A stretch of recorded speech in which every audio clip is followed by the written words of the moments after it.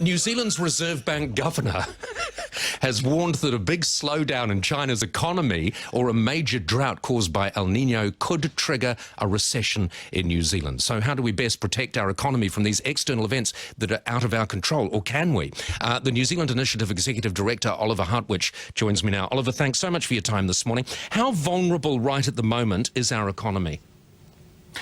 Well, I think the Reserve Bank was completely right in their statement that we are seeing a downturn in the global economy, and that, of course, is reflected in the domestic economy here. But I think I would put some perspective on it, because, as you said earlier, we are still expecting 2.1% growth for this year. We are actually expecting growth to pick up a little bit over the next few years. So by 2018, we might be back to 3%. So the way that I would put it is that in the hospital of the global economy, New Zealand is now in the ward for hypochondriacs. Okay, so that's very nice. But here's the thing that worries me, because as we've said before, we've talked about this before, we have a very enviable economy. A lot of other countries would like to have our economy. But many of those other countries that envy us, we need them to retain our economy. So we're not an island on our own, we're dependent on them. Can we protect ourselves from the next GFC?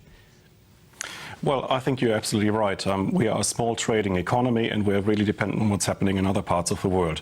So we're seeing China, for example, slow down. We notice, of course, that the European debt crisis is not solved, but just postponed. And so we're dependent on all of these international developments.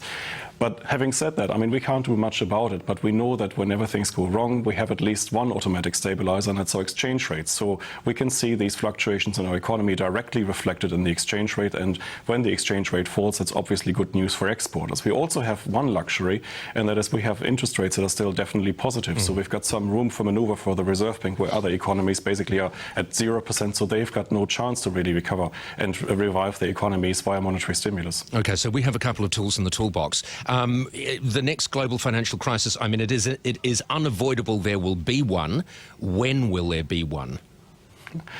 I think you shouldn't ask an economist. Again, you should ask astrologers for that, because we can't put a direct timing on it.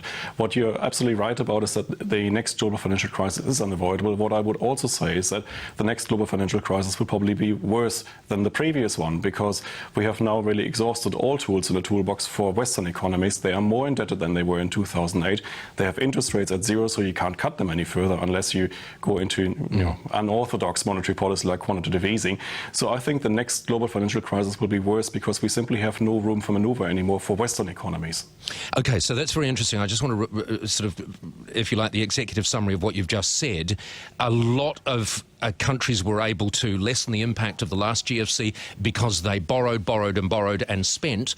Well, now they still have those debts, and so they cannot do that next time round. So how much worse can it then be next time round? Nobody knows, but I mean, the last GFC was bad enough, and we have seen massive corrections in GDP in a number of European, North American and other countries. I think the next GFC will probably be harder, except we won't really have anything we could do about it at the time, because when we were saved last time, we were saved by low interest rates, we were saved by monetary stimulus, and we were saved by China. All three factors we can't expect. We can't rely on any of those. Yeah, we can't rely on any of those for next time. All right, so very quickly, Oliver, finally, for people who are listening to us now, watching us now, what things can you do in your own individual personal economy to help shield yourself from the inevitable downturn?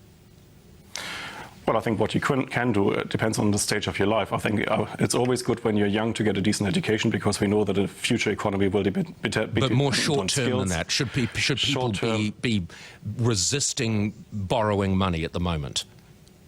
Well, I think short-term you should just calm down, because we are not in recession. We're far away from it in New Zealand. Be a bit more careful about your money, but don't go into panic mode, because we are not there yet. Okay, Oliver, good. Thank you very much. Oliver Hartwich, New Zealand Initiative Executive Director. And of course, this whole thing stems from the fact that Graham Wheeler, for the first time Reserve Bank Governor, mentioned the word recession as a warning yesterday.